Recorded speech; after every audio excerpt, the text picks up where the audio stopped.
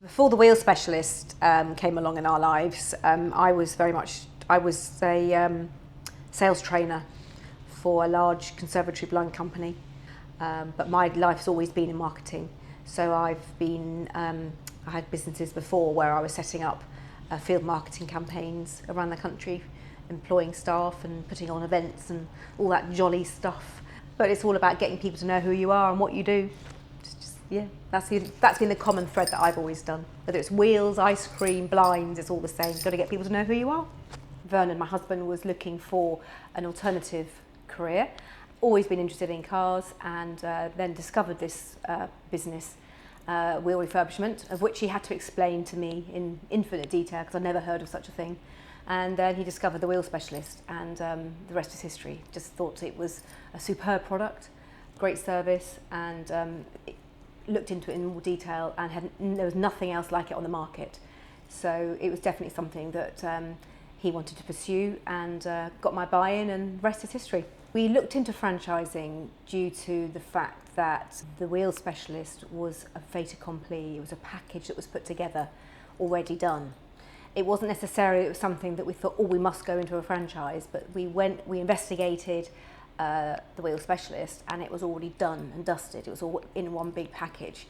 So rather than us going and do it on our own, it made a lot of sense to go with the programme. The support was there, the infrastructure, and it was very new at that stage, as we were. So we sort of grew together, but it made sense. So the franchise opportunity was really hand in glove with the Wheel, our next stage of life. I think with any business, it's very important to have an exit strategy as well as it is to have a game plan of what you're hoping to achieve. And we will have been involved within the Wheel Specialist brand for 15 years, because we also have another branch in Fareham. So our plan is now to exit. So we will be selling this branch. We're time to retire. I think we've done our time, thoroughly enjoyed it, but hand the business on to the next young bucks to do very well with and have some fun. With all the rebranding and keeping everything smart and up to point and all the investment in machinery, it's a very good opportunity for somebody new to come in and just to run with it. Ginny has made the comment a couple of times to me recently that this is our baby. It is something that we've grown from an embryonic stage, but equally, we're now at the time where we've looked after it really well. It now needs to go on and be grown. There's plenty of room for growth. So there's a huge opportunity here for other people to come and have a really good 15-year stretch. We're wanting to sell both branches because if you still have one branch, then you're still very much involved. And it's certainly not a negative, it's very much looking as a positive opportunity for us as well, for somebody else. And because both branches butt each other territories, it could be that somebody's interested in buying the whole thing. That'd be nice, wouldn't it? But we'll see. Yeah.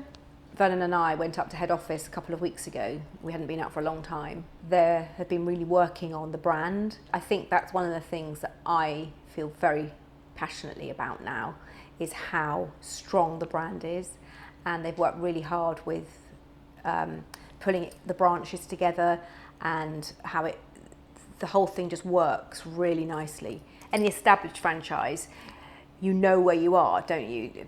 If you're the Costa branch or the McDonald's, and they're massive, but there's so many franchises around now. And I think that's now where they are with the Wheel Specialist. If you're going to be going to one branch or another, you know immediately where you are. And I love that. It's non-complicated, you know exactly where you are. This is what you have to do. And if you don't like it, you don't have to do it. You can go and buy another franchise. But that's one of the things that I really like. There's no leeway for error.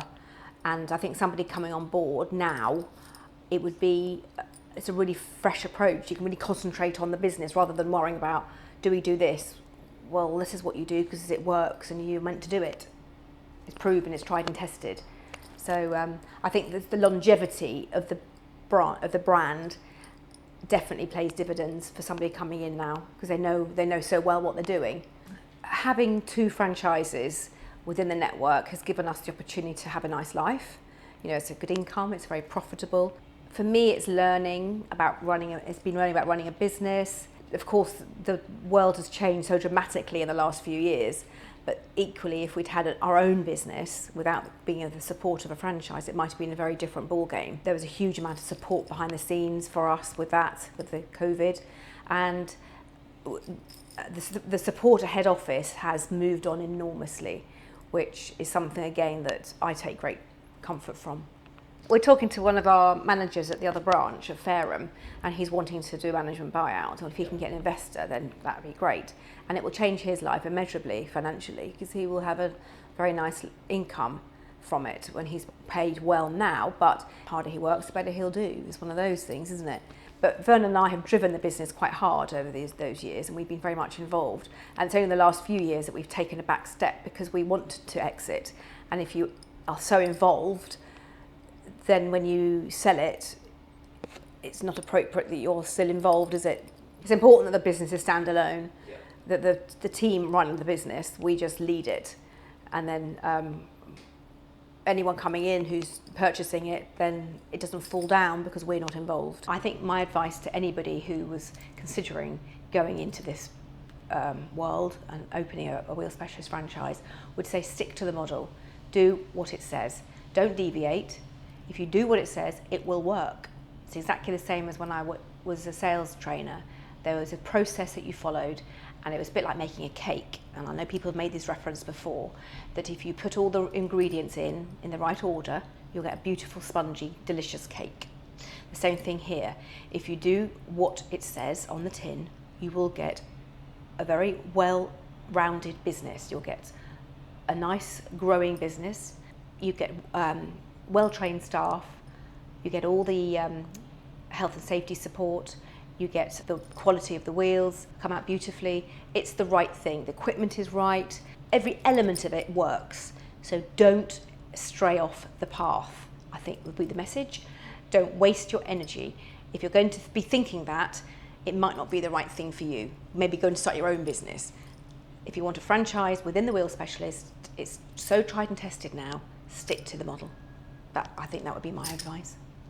When you have your own business, and this is ultimately what this is, having a franchise is your own business, but you are very linked to the support system that head office offer. Ginny has always been there. She's always on the end of the phone.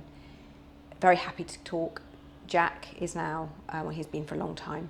He's at that level. So from a point of view of when you get stuck with things mentally, or you're really having a bit of just some ideas, or just chewing the cud, it's been a very good thing to have, knowing that you can, somebody is literally, it's not a big corporate company where you have to go through a switchboard and they don't know who you are, and it's very personal. That's what I'm looking for, is a personal setup. And then you've got all the different levels below. In the marketing, the guys, Pete, he is phenomenal what he does. You ask him to do emails or any campaigns or anything, you've got some stats you've got some help with, he's just on it. But the best part with that is that he gets back to you. He says he's going to do something and he does it. Well, any of them do, to be honest. Lou is great, she's so enthusiastic, and she'll always send a message back. They're there to help you, and they really do, and they really, really do. We went up to head office a couple of weeks ago, and it was really lovely to see everybody, put names to faces, those of it that were new, but equally to see what the head office is all about. It's just, well, I wouldn't mind working there myself, actually. But it's, yeah, it's really good. It's very motivating, that's the word. Motivating to know that there's people there who can, just help you with your moments of getting stuck. So I don't come down to the branches very often. I rarely go to Fareham, our Fareham branch, but I very much am involved with the management of the people. For example, I had appraisals yesterday with the Fareham staff. So I do come down for one full day a week, and if I'm needed for holidays, that is just to cover. Holly, our branch manager, she works 3 full days a week. She's just had a baby, so she's here 3 full days. I cover one day, and then Vernon covers another day. So those days I'm very much hands-on with everyday stuff. marketing, sales, booking people in. I've got various friends and acquaintances who I've met over the years, and they start a business and then they say, oh, it hasn't worked. So they get the business cards printed or get the showroom all ready, they spend a fortune, all that stuff, but then they sit behind their desk sort of twiddling their thumbs thinking, God, it's not very busy, is it? Well, you have to do something about that. You have to do something yourself. And that is the common link, unfortunately, with businesses that don't work, is they don't do anything. They don't do something on a daily basis. Every single day, you've got to do some form of marketing, whether it's just phoning your old customers or putting on an event in 3 months' time, but planning it all in, logging the emails that you've got to send out in December. You've got to do something. And it's not difficult, but it's got to be consistent. And that's one of the aspects that people don't do when they have their own businesses, is however big or small it is, you've got to be consistent at doing your daily tasks. And if they don't, all of a sudden it's like, oh, my business is failing. If you haven't got the people coming in the door, you're not going to have people filling up in the workshop. I know it just sounds very simple, doesn't it? But it's as straightforward as that.